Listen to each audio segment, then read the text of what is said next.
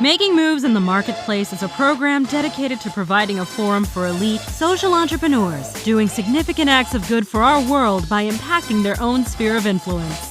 These unique individuals are following their calling and encouraging success, and not just for themselves. Listen to these interviews and be inspired, as well as obtain contact information so you can get firsthand advice. So let's meet our guests on Making Moves in the Marketplace. On behalf of Making Moves in the Marketplace, this is Ed Bracey, and today my special guest is Jeannette Ceja. Thank you, Jeannette, for joining us. How are you today? Thank you so much, Ed. It's a true pleasure to be with you and everyone listening today. Well, great. I am wonderful. I'm glad to hear that. Now, Jeannette is a travel expert, and I want her to explain to us what that means in her sphere of influence. A travel expert in what areas, Jeannette? Yeah, absolutely. Well, I'll just give you a little background to Please do. Where my expertise began. It really began, my parents are from Mexico. Mm-hmm. So ever since I can remember, to this day, I travel frequently to Mexico to visit my family that's over there. And then it wasn't until I was about 12 years old that my mother took my family on a trip to Europe. And it partly was because it was my grandmother's dream to go to the Vatican and see the Pope. Mm-hmm. And her health was declining, and my mom knew it was a good time to go. And we did like a 2-week European tour. It was on a bus, and it was, I think, 10 or 8 countries. Every 2 days was a new country. So I was blown away by this trip. And I got a notebook and I got a disposable camera, and I just started writing everything down, journaling, taking pictures. Mm-hmm. And I wanted to share with everyone about the world. And I honestly feel that's where the passion for travel was ignited in me, my passion for travel journalism and my passion for travel just in general. That's where it all started for me. And I remember very specifically sitting on the bus, just writing constantly from location to location. And I believe that's when my expertise began, because I've never stopped since then. Always been educating myself, writing about travel, watching shows, like people that my role models that I look up to, like on the Travel Channel, Samantha Brown, Rick Steves, PBS, and Anthony Bourdain, and just all these amazing people that were Richard Bangs that were doing all these amazing shows. And Mm-hmm. It was like food to my soul. It's what oxygen to my being. Even if I wasn't traveling, I constantly needed to learn about travel. So I'm curious. I understand your passion, but why this particular business as opposed to something else? Absolutely. And I pursued a degree in journalism. My background with the intention of being a travel journalist. I even told the dean of journalism, I told him since day one, I said, I want to be a travel journalist. What do I need to do? Mm-hmm. It wasn't until I finished college, though, I did a couple of news internships. I moved back to Southern California from Nashville, where I went to Belmont University. When I moved back to California, I didn't have any job lined up, but I knew that I wanted to be back in Los Angeles, and I knew I had to meet people. Again, travel was my intention and was still my goal. However, working small production jobs, trying to meet people, I ended up working in sport. Really? Yeah, I know. And a lot of people are amazed, but I'm the girliest girl you can think of. I wear nothing but dresses and heels. I don't like wearing pants, but I know sports because I grew up watching soccer with my dad and my brother. I really know the sport, and the job just so happened to be for soccer department. So needless to say, I nailed that interview because I knew exactly what I was talking about. And I was fortunate enough to work there for a couple of years, ended up quitting. Nothing bad happened. However, I just wanted my vehicle on Craigslist. And I saved my money for about 6 months. I every 2 weeks I put money into my savings. I didn't tell anybody because I didn't want anyone to try to convince me not to do it. Okay. And then 6 months later, I sold my car, and then I didn't tell anyone until 2 weeks before. And I only purchased a one-way ticket to Italy because it was always my dream to live in Rome. Okay. And I did that. So needless to say, whatever path I was doing, travel has always been inside me. I ended up moving after Italy. I stayed for about 6 months. I came back to America, had nothing. I sold everything. I quit everything. And I had about 2 weeks period of time where I was applying again to jobs, reaching out. And a friend of mine had just moved to Australia and said they were looking for Americans in Australia.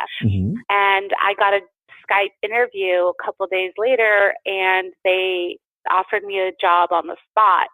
So it was a 6-month contract for language school in Cairns, Australia, because I already had my degree and I already had a TEFL certificate, which also is something you can have to teach English abroad. I always had that in case I ever wanted just to travel and just have another way to make income.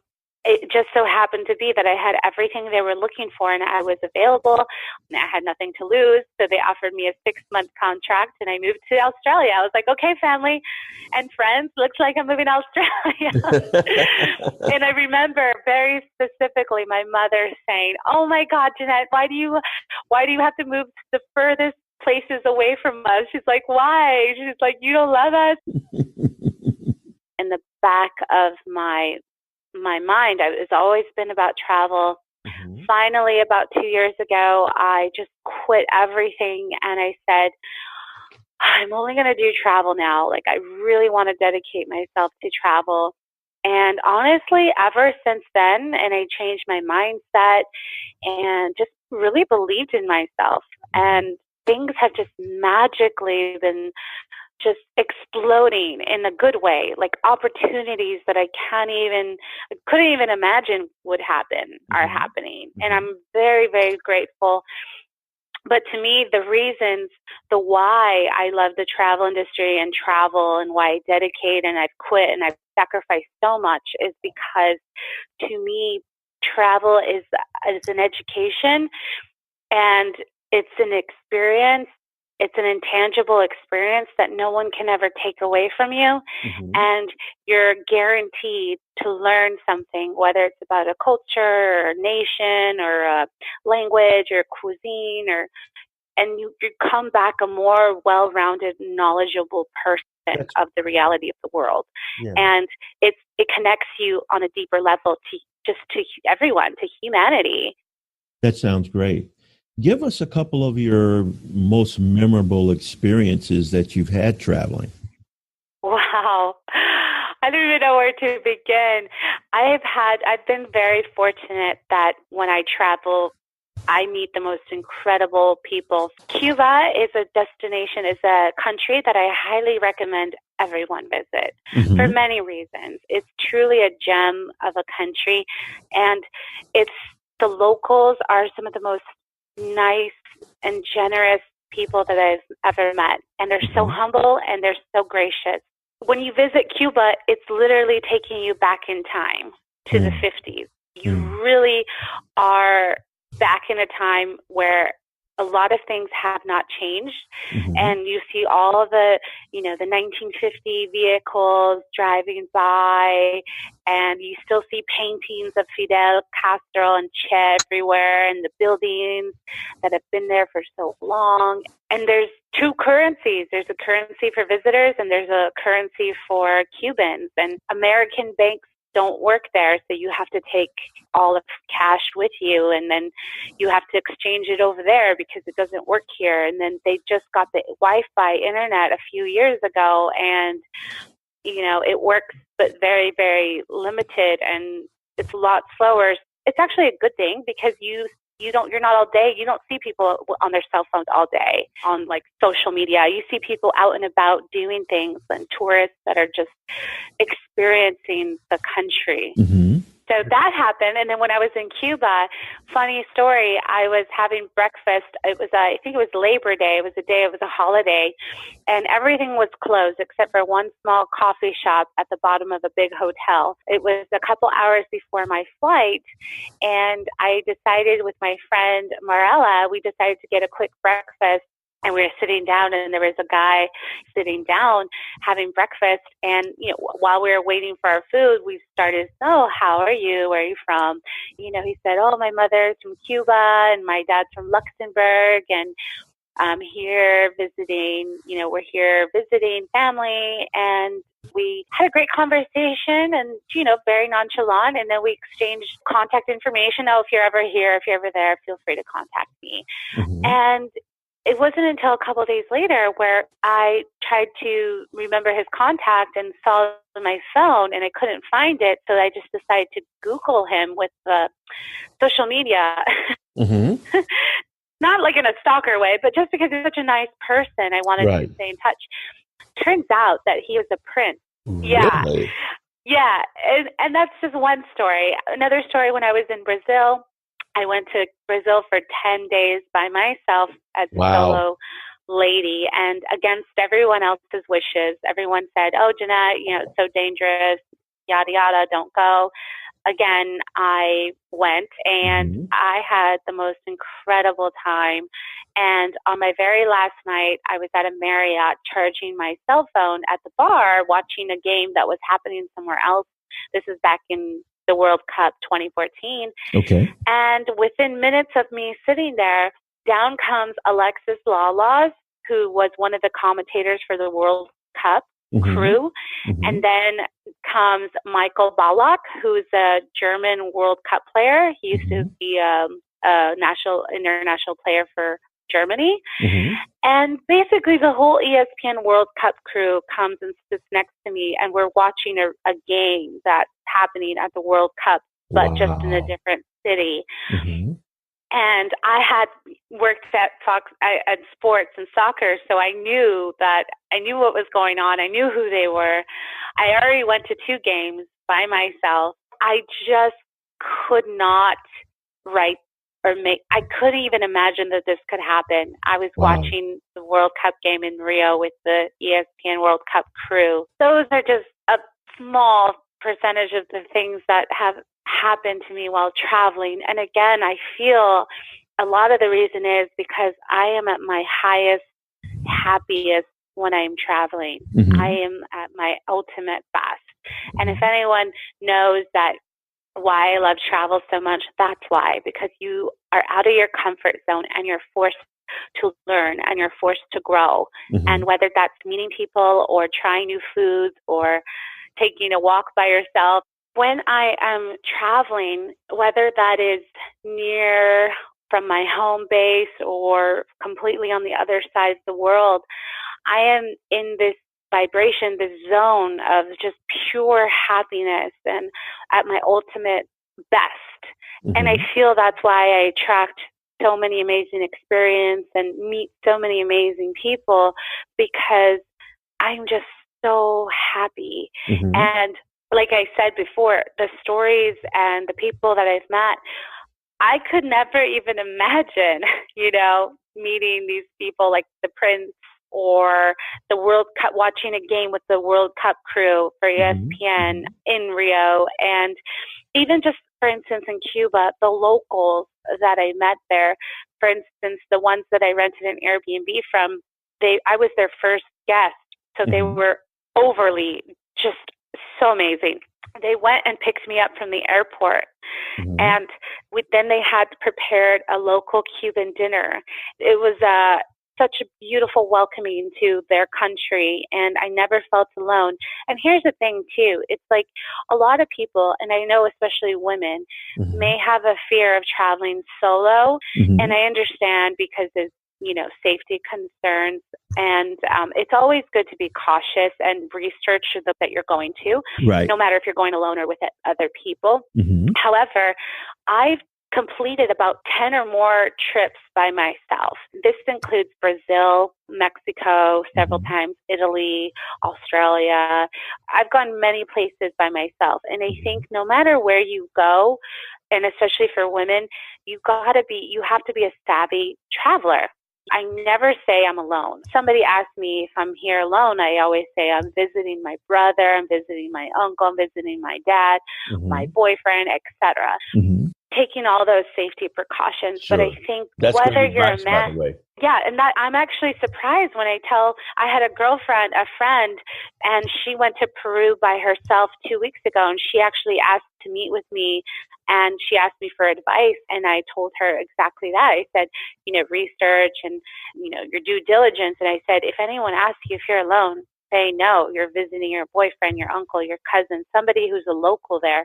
Right. And she was like, really? I was like, yeah, absolutely. I didn't know that it wasn't that common, but I guess because I'm so used to it that I just assume that everyone knows. But yeah, especially as women, we have to always be very cautious, and I never go out late by myself. I don't go to anywhere that's dark, alleys. So those are some tips that I have, but traveling alone, just like being on your own, like going out to dinner, even in your own city, it helps you grow and get to know yourself. But I think travel is that extra push because you're in a place you don't know and people you don't know. So it's kind of like you're forced to grow. Let me ask you this. I can tell just by this conversation that travel aligns itself with your core beliefs. But what I'd like to know is how have those beliefs evolved? Your deeper belief in this is what I was meant to do. How has that evolved for you? What has been the strengthening foundation for you? Absolutely. I've always known that I'm a natural born communicator. Communication is my strongest skill, whether that's spoken or written.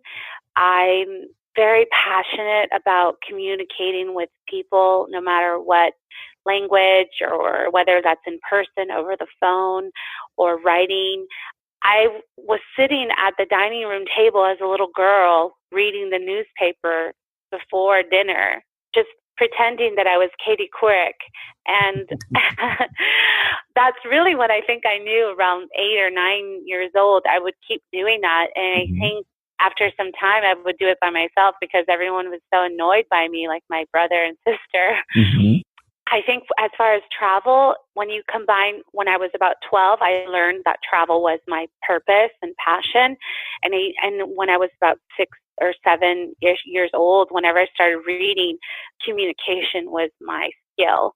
So putting my passion and my skill of communication and travel together, when you identify what a travel journalist is, that's exactly what it is. Okay. Travel journalist does. They inform the public about travel. It's exactly what I meant to do. And I wasn't doing that, no matter how much money I got paid in any other job, I was never fulfilled. And I would still quit those jobs to travel. And it wasn't about till 2 years ago when I just was like, why don't I just work and travel? Why do I keep quitting all these jobs to travel? Why?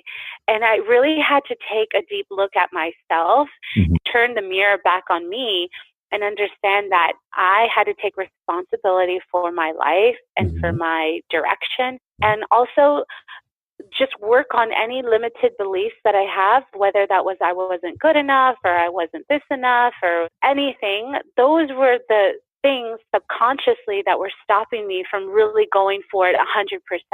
And also, I think when I dug in deeper, I didn't have a fear of failure because I failed plenty of times and I've made plenty of mistakes, but I always grew from them. So I never was afraid to fail. But for me, it was more of a failure of success. Gotcha. I had a fear of making others uncomfortable. I had a fear of like, oh, if I do really good, I'll make others uncomfortable, or, oh, will this change me? And, oh gosh, like I can make money doing what I love. Oh, it's too good to be true. I mean, those were the things that subconsciously was stopping me. I was in my own way. And then people tell me, oh, Jeannette, like, get a real job. Like, you can't travel and get paid to do that. That's like so silly. And just not listening to others and not really listening to my true self and my authentic self. It was powerful. Mm-hmm. I'm telling you, the past 2 years alone in my life of self-development, I dug very deep into like my inner child and my limited beliefs and everything. But once I realized that I'm responsible for my life and that I'm not responsible for anyone else's happiness, it was liberating, because then I put myself first, working on making myself the best version of myself, the best travel expert, the best travel journalist, the best travel host, so that I can be the best for the world. So my thing is, how can I add value? How can I inspire the public to travel? How can I show them how good there is in this world? You know, I know we have the news, which is a necessary platform for us to be informed. However, what about what good is going on in the world? Because there's so much good that every country is doing and contributing, yet a lot of people just focus on the negative or only go by what's on the news, and then in essence create stereotypes, and in essence it's like a ripple effect. In essence, that will create fear in people, and then they won't go visit that country or place because of that, because of there's either a stereotype or just a belief of what it already is like. Super. So let me ask you this question. If our listeners would like to get in contact with you, I'm sure you have social media presence, website, that type of thing. How would they go about doing that? Yes, absolutely. Let me just say, I love people. Mm-hmm. So I always make myself approachable and available to anybody who ever has any questions about travel, or there's a destination, or even if I haven't been there, I'm always happy to connect them with somebody that I know. Mm-hmm. My Instagram is Jet Set with Jeannette. Mm-hmm. And that's with 2 N's, everyone. Okay. And then my Twitter is Jet Set Jeannette, and so is my Facebook. Also, people can go to my website right now. That's JeannetteReports.com. Okay. And there's also links to all my work. You can read my articles that I've done about destinations, or any videos that I've done, and just, a lot of things that I want to do. I have a lot of goals as far as travel in the future. Mm-hmm. I also want to work with philanthropy or with organizations that are also doing a lot of great impact right now, that are helping communities. That's definitely something that I want to do in the future as well. Great. Well, before we sign off here, is there anything else you'd like to share with our audience? That I'm so grateful for everyone that's taking the time right now to listen, and that I hope that if you travel, keep traveling. And I hope that for any reason, if you're not traveling, trust me, you can travel. You don't have to be as extreme as I was and quit your job or sell anything. There's many, many affordable ways to travel. And if people still don't think they can, please send me an email, Jeannette@JeannetteReports.com. Give me a budget and a time frame, and I will personally show you different ways that you can travel, because it's something that I'm so passionate about, and I feel like there's just no excuse not to travel. I feel like, especially in America, mm-hmm. we have so many great opportunities to travel, and I wish that for everybody. Super. Well, we appreciate the time today, Jeannette. And thank you. Sure, absolutely. And this is Ed Bracey on behalf of Making Moves in the Marketplace. We thank Jeannette Ceja for being our guest today. We look forward to speaking with you again in the future. Bye-bye. Thanks for joining us today for Making Moves in the Marketplace. Making Moves in the Marketplace is a production of Synergy of Empowered Women, an organization that provides a platform for donors, volunteers, and advocates committed to helping women achieve their greatest potential. We look forward to our next informative broadcast, where we interview social entrepreneurs making moves in the marketplace.